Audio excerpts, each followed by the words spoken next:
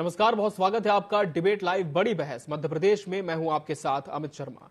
देश से लेकर प्रदेश में भी राम नाम की धूम है। मध्य प्रदेश राम के नाम से सराबोर है। पूरी सरकार राममय हो चुकी है। क्या बच्चे क्या बड़े, सियासत के सभी धड़े राम के नाम के आगे नतमस्तक है। बीजेपी की एमपी सरकार के मुखिया डॉक्टर मोहन यादव श्री राम के लिए दंडवत की मुद्रा में है। प्रदेश कांग्रेस फिलहाल वेट एंड वॉच की मुद्रा में है। लड्डू प्रसादी के 5 कंटेनरों से भोपाल के मानस भवन से हरी झंडी दिखाते हुए डॉक्टर मोहन यादव ने कांग्रेस को सद्बुद्धि देने की प्रार्थना की। इधर श्री राम से जुड़े उत्सवों से दूर कांग्रेस के हार के कारणों की तलाश जारी है। देखिए हमारी खास रिपोर्ट। रामलला की प्राण प्रतिष्ठा निमंत्रण पे भी प्रश्न उठाते हो, निमंत्रण ठुकराने के माहौल आते हैं। क्या दुर्भाग्य परमात्मा, ऐसा अभागा तो कोई पृथ्वी पे कौन होता है। इस बात का विरोध किया मोदी जी से, मंदिर का निर्माण पूर्ण नहीं हुआ है, इसलिए प्राण प्रतिष्ठा अभी करना ठीक नहीं है।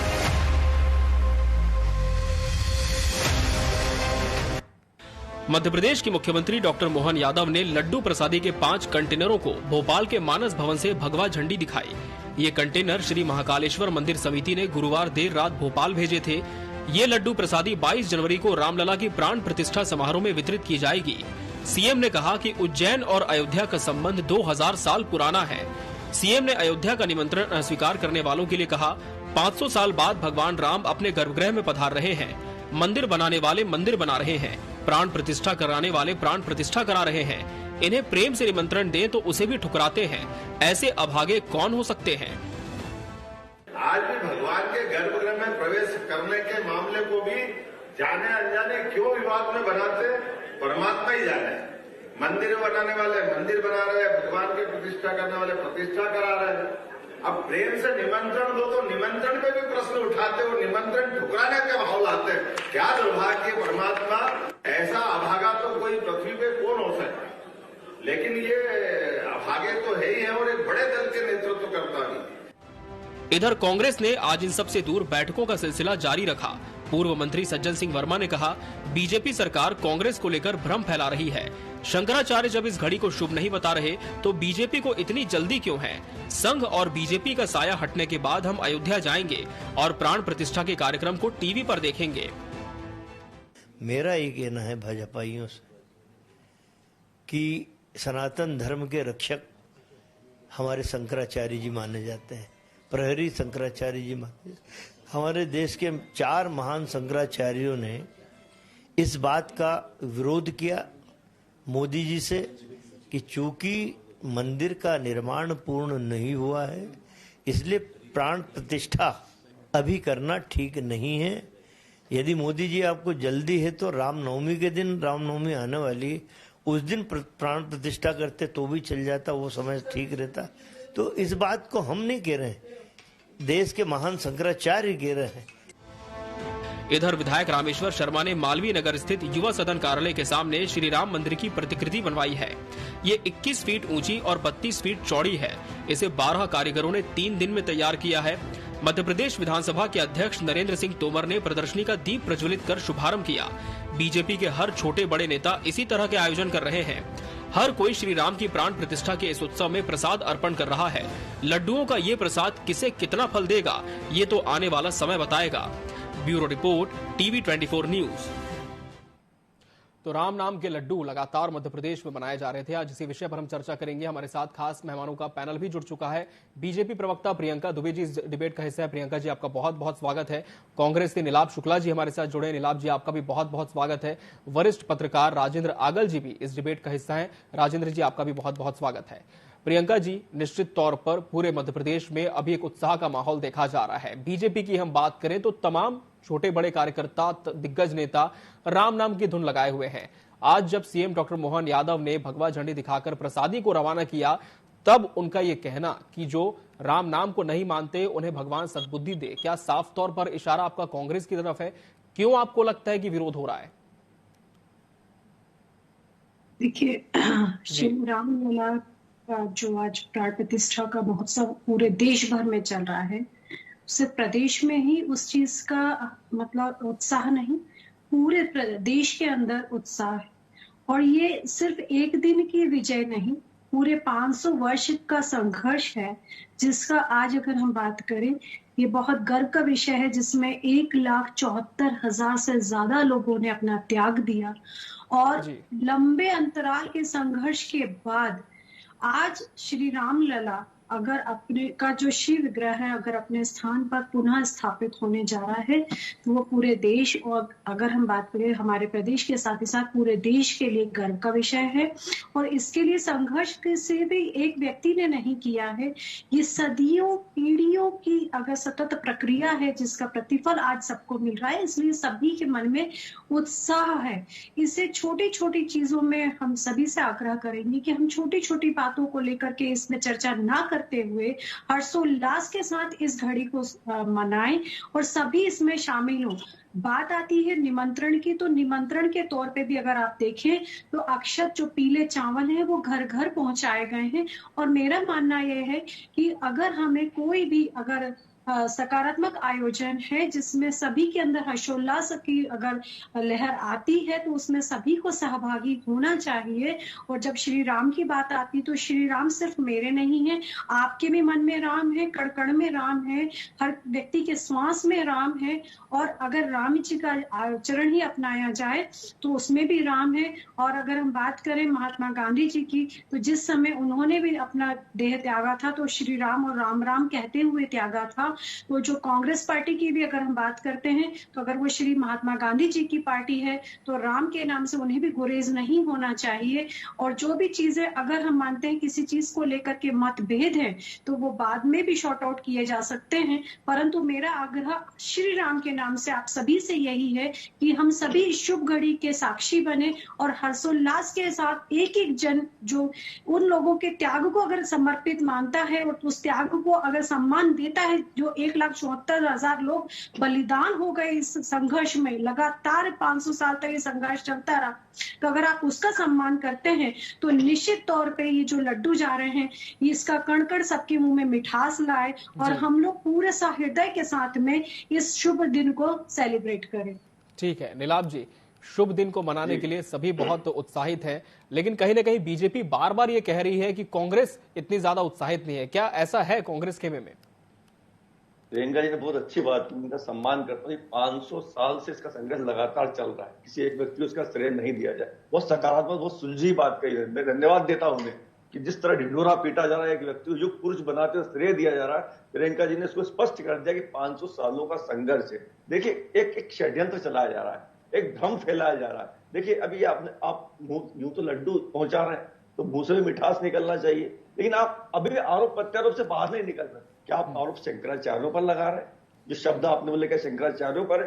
देखिए हम सनातन नहीं, देखिए एक व्यवस्था होती थी। मैं आपको आदि अनादिकाल की बात, राम जब राजा थे, महाभारत काल की बात भी कर लें, एक व्यवस्था होती है हमारे सदियों से आदि अनादिकाल से व्यवस्था चली आ रही कि धार्मिक स्थान का जीर्णोद्धार हो, शिलान्यास हो, रख रखाव हो, यज्ञ हो, राजसूग यज्ञ हो, जो भी यज्ञ हो उसका जो जिम्मा रहता है, जवाबदारी रहती है, दिशा निर्देश देते हैं, वो धर्मगुरु, धर्माचार्य, शंकराचार्य, पुरोहित तय करते हैं। उसमें राजा सिर्फ सहयोग दे सकता है, सुरक्षा दे सकता है और संसाधन उपलब्ध करा सकता है। देखिए एक व्यवस्था बनी है हमारे मर्द हर व्यक्ति का काम। आऊंगा प्रियंका जी, फिर से आपका रुख करूंगा। ठीक है जी। अब जो हो रहा है, हम राम के विरोधी कैसे हो सकते हैं? जो रघुपति राघव राजा राम गाते जिस पार्टी ने क्या शुरुआत उससे होती है। महात्मा गांधी ने प्राण त्यागे तो नाथुराम गोडसे जिसके अनुयायी उन्होंने गोली मारी तो हे राम मुंह से शब्द निकला। तो हम राम के विरोधी कैसे हो सकते हैं? एक भ्रम फैलाया जा रहा है।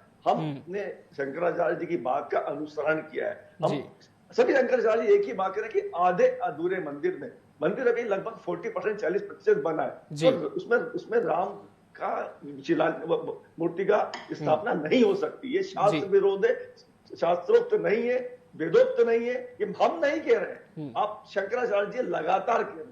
वो भी आपके इसमें इवेंट में नहीं आ रहे। सीधे रूप से ये माना जाए, वो तो ये भी कह रहे हैं कि आप रामनवमी को कर लीजिए, और चूंकि आप समस्या क्या है कि मार्च में लग जाएगी आचार संहिता, तो इसका राजनीतिक लाभ कहां ले पाएंगे? तो कहीं ना कहीं इसमें ये धर्म के विरुद्ध कार्य हो रहा है। ये शंकराचार्य जी बोल रहे हैं और यही हम बोल रहे हैं। हम राम के विरोधी कहां हो गए? एक षड्यंत्र फैलाया जा रहा है जो भाजपा के अलावा जी, जो भाजपा के इवेंट को नहीं मानते। अरे आप निमंत्रण बांटने वाले होते, आऊंगा प्रियंका जी, आपका रुख करूंगा मैं जी। आप निमंत्रण बांटने वाले होते हो, आप क्यों अक्षत मेरे चावल बांट रहे हैं? क्या राम का कॉपीराइट है आपके पास? ठीक है, राम तो कण कण में बसे हैं जी। देखिए आज राजीव गांधी जी ने 1989 में जी पट खुलवाए थे, तो विश्व हिंदू परिषद को कहा था कि इसका आप शिलान्यास नहीं किया। तो नीलाश भाई साहब उस मंदिर को जी आऊंगा प्रियंका जी, आपका रुख करूंगा मैं जी। उस समय पट खुलवा दिए थे, आप ये मानते हैं कि पट आप लोगों ने खुलवाए थे, तो उसे पूर्ण करने के लिए आपको किसने विवश करा था, किसने रोक करके रखा हुआ था? जी इस चीज का जवाब दीजिए ना। ठीक है, दोनों के पास में फिर से रुख करूंगा, इसका जवाब लेने के प्रियंका जी का रुख करूंगा। राजेंद्र जी का हम रुख कर लेते हैं। राजेंद्र जी, निश्चित तौर पर पूरा देश इस समय उत्सव में हो चुका है, हर जगह उत्साह देखा जा रहा है। खासकर मध्य प्रदेश की बात करें, जो बीजेपी नेतृत्व है उसका एक कार्यकर्ता हो या दिग्गज नेता हो, हर कोई रामधुन में मस्त है। लेकिन यह आरोप कांग्रेस का कि बीजेपी राम मंदिर के प्राण प्रतिष्ठा कार्यक्रम को एक राजनीतिक रूप देने की कोशिश कर रही है, कितना आप सही मानते हैं? और क्या आप मानते हैं कि बीजेपी वाकई कोई नैरेटिव सेट करने की कोशिश कर रही है इसके माध्यम से? हिंदुस्तान जो है, भारत जो देश है जी, वो भारत देश उत्सवों का देश है। यहाँ पर किसी भी तरीके का उत्सव अगर होने लगे तो पूरा देश उत्सव में झूम जाता है, सब चीजों को भूल जाता है जी। अगर सब चीजों को भूल जाता है तो सारे लोगों को पहले उत्सव में लग जाना चाहिए। शंकराचार्य जी ने जो कहा है वो बिल्कुल ठीक कह रहे हैं, ये बात सही है। अगर शंकराचार्य जी ने मना किया हुआ है, हम पूरा पश्चिम उत्तर दक्षिण की तरफ ही चलते हैं हमेशा। जब ये चारों दिशाओं के शंकराचार्य अगर मना करते हैं कि प्राण प्रतिष्ठा नहीं हो सकती है, तो प्राण प्रतिष्ठा नहीं होनी चाहिए थी। परंतु ये भी बात सही है कि जब उत्सव हो रहा है तो उत्सव में शामिल हो जाइए। उत्सव में शामिल, उत्सव का क्यों विरोध कर रहे हैं? उत्सव को विरोध करने का जरूरत नहीं है। अभी प्राण प्रतिष्ठा होगी या नहीं होगी, वो तो प्राण प्रतिष्ठा तो हो रही है 22 तारीख को। प्राण प्रतिष्ठा की इतना बड़ा आयोजन, भव्य आयोजन, पूरा देश और पूरी दुनिया की नजरें इसके ऊपर है। जब ये सारा कार्यक्रम हो रहा है उसमें मैदान नहीं बनना चाहिए। फिर बात ये भी है कि कांग्रेस जो है, अगर उसने पट खुलवाए थे, ये बात सही है, पट खुलवाए थे, परंतु पट खुलवाने के साथ साथ में ये देखना चाहिए था कि पिछले 10 वर्षों में जो मोदी जी अपनी ब्रांडिंग कर चुके हैं, भारतीय जनता पार्टी अपनी ब्रांडिंग कर चुकी है, वो पूरे जितने किए हुए अभी तक के प्रधानमंत्री हैं, वो सारे प्रधानमंत्रियों के काम भुला चुका है। कांग्रेस अपने आप को स्थापित करने के लिए इन सब चीजों को दर किनारे किनारे लोगों तक क्यों नहीं पहुंचा पाई? ऐसा लगने लगा 10 साल में कि कांग्रेस नाम की कोई पार्टी इस देश में होती ही नहीं थी। अगर जिस तरीके की ब्रांडिंग पूरी दुनिया में और देश में देखने को मिली है, उससे तो कांग्रेस को कम से कम सबक लेना चाहिए। ये बात हकीकत है कि दूसरे प्रधानमंत्रियों ने भी काम किया है, पहले के प्रधानमंत्रियों ने भी काम किया है, पर 10 वर्षों में जो काम हुआ है उसको लेकर पूरे 70 साल का काम गिना दिया गया है। एक और सबसे बड़ा प्रश्न ये होता है लोगों के दिलों में कि 75 वर्ष में हम लोग जो हैं क्या कर पाए? एक पाकिस्तान तो बना पाए, परंतु बाबरी मस्जिद को हटाकर मंदिर नहीं बना पाए। क्या कारण रहा? एक बाबरी मस्जिद जरूर बना दी। तो इस पे भी हिंदुओं का जो युवाओं का खास करके उत्साह है, उस युवाओं के उत्साह को आप खत्म नहीं कर सकते। अभी आपने घटना देखी होगी कि कुछ कांग्रेसी वहां पर गए थे, उनको झंडा लेके वहीं के लोगों ने पिटाई भी कर दिया। तो ये सब हादसे होते रहेंगे, ये सब चलता रहेगा। क्यों? क्योंकि उत्सव में शामिल होने के लिए किसी ने कोई मना नहीं किया है। आप उत्सव में शामिल होइए, जिस चीज पे आपको राजनीतिक लगता है उसका विरोध राजनीति के रूप में करिए। भगवान राम को बीच में मत लाइए, मेरा यही प्रार्थना है। भगवान राम को अगर आप बीच में लाते हैं तो ऐसा लगता है कि आप हिंदू विरोधी काम कर रहे हैं, आप हिंदू विरोधी काम कर रहे हैं जी। ऐसा कांग्रेस, ऐसा भारतीय जनता पार्टी आपको प्रस्तुति देती है, परंतु उससे क्या होगा? जनता तो जितना समझ चुकी है वो समझ चुकी है कि आखिर करके क्या है जी। पिछले 75 साल का जो काम था, 60-70 साल का जो काम था, वो 10 साल में मोदी जी ने जिस तरीके की ब्रांडिंग की है उससे साफ नजर आ गया कि सिर्फ मोदी जी के अलावा इस देश में किसी ने राज ही नहीं किया। ठीक है प्रियंका जी, बहुत पते की बात राजेंद्र जी ने कही और लगातार आप लोग भी यही कह रहे हैं कि राम के नाम पर कांग्रेस राजनीति कर रही है और उत्सव में शामिल नहीं हो रही है। लेकिन नीलाभ जी जिस तरह से कह रहे थे कि आप राम के कॉपीराइट नहीं रखते हैं, राम तो कण कण में बसे हैं, लेकिन फिर इसका राजनीतिक लाभ लेने की कोशिश क्यों बीजेपी कर रही है? देखिए, आप लोग के सामने साक्ष्य के साथ ही बात करूंगी जी। राम जी को काल्पनिक बताने वाला हलफनामा किसने प्रस्तुत किया था, ये लोग इस पे चर्चा करें। उसके अलावा श्री राम जन्मभूमि पर स्कूल और शौचालय जैसी बात करने वाले लोग कौन थे जिन्होंने ये चर्चा करी थी कि इस स्थान पे तो शौचालय बना दिए जाने चाहिए, वहां पे तो लोग फलाना करने नहीं जाएंगे, ठीक है, वहां पर तो आप लोगों को स्कूल बनाना चाहिए था। राम जी के लिए 2 दर्जन वकील किसने खड़े कर दिए? उस जिस तारीख को ये लोग कहते हैं कि इन्होंने ताला खुलवाया, ठीक है, आपने ताला खुलवाया, तो फिर राम मंदिर बनाने के लिए आपके पास अड़चन क्या थी? सत्ता में तो आप ही थे, आप बनवा सकते थे, ये विवाद कब का खत्म हो जाता और सहरा आपके सिर पे बनता। और खुशी वाली बात है कि श्री रामलला टेंट से उठ करके, अगर हम बात करें टाट से उठ करके ठाट में चले जाते तो सबके लिए हर्षोल्लास वाली बात होती। आज हम लोग बैठ करके इस चीज पे डिबेट कर ही नहीं रहे होते। इसके बाद में एक चीज और बता दूं, 1 फरवरी के दिन ताला खुलवाया जाता है और उसके बाद में 6 फरवरी को बाबरी मस्जिद एक्शन कमेटी का गठन कर दिया जाता है और इसको फिर से विवादित कर दिया जाता है। और ये ताला खुलवाने की जिसकी बात करते हैं, अगर नेहरू जी की बात के नायर जी ने मान ली होती तो आज हम दोनों बैठ करके यहाँ पे डिबेट कर ही नहीं रहे होते। आज वहां पर मस्जिद वैसे की वैसी एज इट इज बनी होती और वहां पर नमाज ही अदा की जा रही होती। मुझे किसी भी धर्म विशेष से कोई गुरेज नहीं है। यहाँ पे जो मुस्लिम भाई भी रहते हैं वो भी मेरे भाई है, क्योंकि वो कोई दूसरी दुनिया से आकर के नहीं बसे हैं। हमारे ही लोग आक्रांताओं से परेशान होकर के मुस्लिम में कन्वर्ट हो गए। कोई रोम से आकर के यहाँ ईसाई बंधु नहीं बसा, वो भी मेरा ही भाई था जो दूसरे पंथ में पूजा पद्धति को अपनाने लगा और पूजा पद्धति करने लगा। परंतु पेट में दर्द उन लोगों के हो रहा है जो धर्म के नाम पे लोगों को बांट बांट के आज तक राजनीति करते आए। अगर ये लोग श्रेय लेते हैं कि इन्होंने ताला खुलवाया था, तो मैं आज आपके माध्यम से ही पूछती हूँ कि इनको रोकने वाला कौन था? जब श्री राजीव गांधी जी ने अगर ताला खुलवा ही दिया था, ये लोग उस चीज का श्रेय लेते हैं, तो मैं नीला भाई साहब से ये पूछती हूँ कि श्री राजीव गांधी जी को रोकने वाला कौन था? किसके पास में सत्ता थी, किसके पास में ताकत थी, कौन उनको अड़चन में डाल रहा था, कौन विवाद पैदा कर रहा था? विवाद आप लोग खुद कर रहे थे, क्योंकि आप जिस तुष्टीकरण की राजनीति करना चाहते थे, जो फूट डालने की राजनीति आप लोग करना चाहते थे, उसमें आप सक्षम नहीं हुए। और ये जो कहते हैं कि राम सबके हैं, तो माँ रितंबरा के 2 शब्द हैं, मैं 2 लाइन आप लोगों के माध्यम से कहना चाहूंगी। माँ रितंबरा ने मंच पे से कही थी ये बात कि लोकसभा बासंती चोला पहन के जिस दिन आएगी, गली गली मेरे भारत की वृंदावन बन जाएगी, काशी मथुरा और अयोध्या ने एक साथ ललकारा है, गर्व से कहो हम हिंदू हैं और हिंदुस्तान हमारा है। आज आप लोग आ जाइए साथ हमारे मथुरा और काशी को लेकर के, आज वहां पर भी आप लोग देख लीजिए। साथ जाएंगे क्या नीलाभ जी? जवाब दीजिए। ठीक है प्रियंका जी, जवाब ले लेते हैं, विस्तार से अपनी बात रखिए, नीलाभ जी की बात रख लेते हैं। समय कम है, हमें बोलने का मौका। जी नीलाभ जी आपकी बात रखें। जी कविता सुनाएंगे, समय कम पड़ जाएगा। मैं एक विषय पे बात करना चाहता हूँ, सीधी सी बात, एक लाइन में जवाब दीजिए। जी प्रियंका जी, आपको पूरा समय दिया गया, नीलाभ जी का मौका है, बोलने दीजिए। नीलाभ जी आपकी बात रखें। जी आपकी बात जारी रखें। जी सवाल भी एक ही सवाल जवाब में मैं जानना चाहूंगा जी, ये बताया जाए कि जो शंकराचार्य जी, कांग्रेस को भूल जाओ आप जो चारों शंकराचार्य हैं वो कार्यक्रम में शरीक नहीं हो रहे। उन्होंने कहा ये वेदोक्त नहीं है, शास्त्रोक्त नहीं है, न्यायोक्त नहीं है, तो क्या वो शंकराचार्य भी हिंदू विरोधी हैं? क्या वो गलत है? उनको भी आप पत्थर में खड़ा करेंगे? सीधा सवाल है, हाँ या ना में जवाब देना। ठीक है, गोल मोल बात। चलिए जवाब ले लेते हैं। प्रियंका जी को अपडेट करिए। सभी शंकराचार्य जी ने अपने अपने लिखित भी आप लोग को स्टेटमेंट जनरेट कर दिए हैं।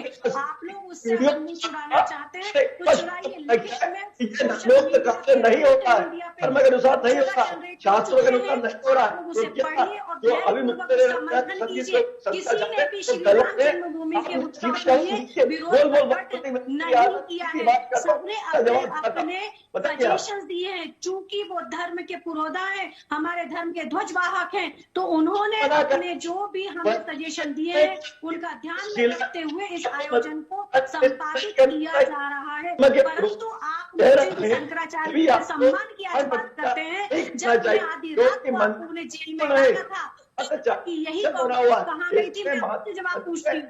प्रतिष्ठा नहीं हो सकती। वो धर्मोक्त बात कर रहे हैं, वो धर्म का पुरोधा है, तो आप क्या उनकी आदेश की भी अवहेलना कर रहे हैं? सीधा जवाब दीजिए मुझे। आप भूल जाइए कांग्रेस। मैं सीधा शंकराचार्य साहब उनके समर्थन में स्टेटमेंट एक नहीं 2-3 बार आ चुका है।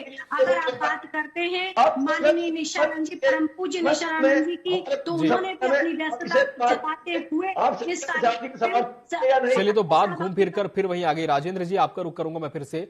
शंकराचार्य जी का जिक्र बार बार होता है। बीजेपी लगातार ये कहती है कि कांग्रेस के पास खुद का स्टैंड नहीं, इसलिए इस बात को वो सामने रखती है। लेकिन मौजूदा समय में यदि हम देखें और निष्पक्षता के साथ यदि हम देखें, तो इस पूरी प्रक्रिया में कांग्रेस का स्टैंड क्या होना चाहिए जो अब तक नहीं आ पाया है? राजेंद्र जी प्लीज फिर से। जी राजेंद्र जी, जिस तरह से शंकराचार्य के नहीं जाने का, उनकी सहमति नहीं दिए जाने का बार बार जिक्र कांग्रेस करती है, और अभी भी इस डिबेट में आप वही सुन पा रहे हैं, लेकिन बीजेपी का कहना यह होता है कि कांग्रेस के पास खुद अपना स्टैंड नहीं, इसलिए शंकराचार्य जी का जिक्र बार बार किया जाता है। लेकिन निष्पक्षता से यदि हम देखें तो कांग्रेस का क्या स्टैंड अभी इस पूरी प्रक्रिया के दौरान होना चाहिए जो सामने नहीं आ पाया है? पहली बात तो ये जानना चाहिए कि हिंदुस्तान जो है, भारत जो देश है, वो धर्मनिरपेक्ष देश है जी। इसमें हिंदू मुस्लिम की कोई कंट्रोवर्शियल बात ही नहीं है। भारतीय जनता पार्टी और कांग्रेस जो है वो दोनों एक दूसरे को बांटने का काम करते हैं, ऐसा भारतीय जनता पार्टी समझती है और ऐसा कांग्रेस ये समझती है कि हिंदुओं की पार्टी है जी। ये आखिर करके ब्रांडिंग क्यों नहीं कर पाए इस पूरे देश के अंदर के सारे जो है, जैसे अभी मैडम ने जैसे बताया कि धर्मनिरपेक्ष देश है, मुस्लिम हमारे भाई हैं, मुस्लिम हमारे जानने वाले लोग हैं, मुस्लिमों का हम कोई विरोध नहीं करते, ये सब चीजें ठीक है। हालात उस समय के ऐसे थे जिस हालात को देखते हुए देश के ऊपर किसी तरीके की कोई आफत नहीं आए, उसको देखते हुए ये निर्णय लिए गए थे। वो निर्णय उस सरकार ने लिए थे, वो सरकार का निर्णय जो था वो सरकार के साथ चला गया। अभी जो निर्णय हो रहा है वो निर्णय अच्छा हो रहा है या बुरा हो रहा है, ये तो आने वाला समय बताएगा। परंतु ये समझना चाहिए कि इस देश के अंदर सबकी जगह बराबर बराबर है। अगर सबकी जगह बराबर है, हर 10 किलोमीटर पे 5 किलोमीटर पे भाषाएं बदल जाती है, आदमी का स्वभाव बदल जाता है, खान पान बदल जाता है, तो आखिर करके ऐसे में सरवाइव कैसे कर पाएंगे? अगर हमको इसी तरीके से बांटना है और लोगों को बांटना है तो फिर क्या होगा? ये देश ऐसे नहीं चल सकता। ये देश तो चलाने के लिए इसी तरीके का काम करना पड़ेगा जिस तरीके से सारे लोग एकजुट होकर सब काम करें। पहले हिंदुस्तान हमारा है, ये देश, भारत देश हमारा है, उस पर काम करना चाहिए। अगर इतनी ही बड़ी बात है तो इनको कर देना चाहिए। अब गवर्नमेंट इनके पास है, कांग्रेस भारतीय जनता पार्टी इतना बड़ा राज कर रही है, इतना बड़ा फैसला ले लिया इन्होंने, राम मंदिर का फैसला लिया, बहुत अच्छा किया, मैं भी उसके साथ हूँ। भगवान राम सभी के आराध्य है, ऐसा नहीं है कि सिर्फ भारतीय जनता पार्टी। इसमें ब्रांडिंग ये होगी कि भारतीय जनता पार्टी राम को जानती है, कांग्रेस नहीं जानती है। ये किसने किया है? ये दुष्प्रचार है या प्रचार है, मैं नहीं जानता। परंतु तो दुष्प्रचार के साथ कांग्रेस को कह दिया कि ये राम विरोधी है। राम विरोधी है ऐसा तो नहीं मैं समझता हूँ। क्यों? क्योंकि राम विरोधी इसलिए नहीं है, वो भी मंदिरों में जाते हैं, वो भी रोज पूजा अर्चना करते हैं। उनके यहाँ कुछ मुसलमान होंगे जो मुसलमान राम को नहीं चाहते होंगे, पर मैंने तो कई मुसलमानों को देखा है राम के मंदिर में जाते हैं। उसमें क्या बात है? मैं आपको भोपाल के ही कई लोग बता सकता हूँ जो मंदिरों में जाते हैं, मुस्लिम है, वो जाते हैं मंदिरों में। तो क्या किया हमने उनके साथ? पुराने शहर के अंदर ऐसे लोग रहते हैं जो हमेशा इस तरीके का काम करते हैं। पर आखिर करके ये क्यों हुआ है ऐसा? इसके पीछे सीधा सीधा कारण यही है कि भैया आपने दोनों लोगों को बांट दिया है आपस में। जब दोनों लोगों को बांटा, कांग्रेस का स्टैंड जो है, शंकराचार्य जी का जो स्टैंड है उस तरीके का, उन्हें ये नहीं करना चाहिए था। उन्होंने कहा कि आप इसका विरोध नहीं कर। अब विरोध क्या है? देखिए, प्रचार प्रसार जिस तरीके की चीजें हैं, मैं तो आपको खुल के बता रहा हूँ, जिस तरीके का प्रचार प्रसार है, उनको जगह ही नहीं मिलेगी तो बोलेंगे कहाँ पर? और आप डिबेट करेंगे तो डिबेट में जो बोलेंगे वो डिबेट में कितने लोग लाइव देख रहे होंगे, कितने लोग नहीं देख रहे होंगे, ये तो आपको भी नहीं पता है। क्योंकि अब जब हम देखेंगे इसकी रेटिंग तब हमें पता चलेगा कि आखिर करके क्या है।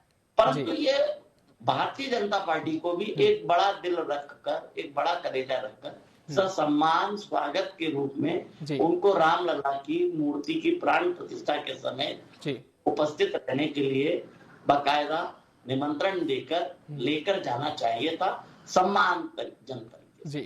सम्मानजन तरीके से तो ऐसा हुआ नहीं है, मैं जो समझता हूँ।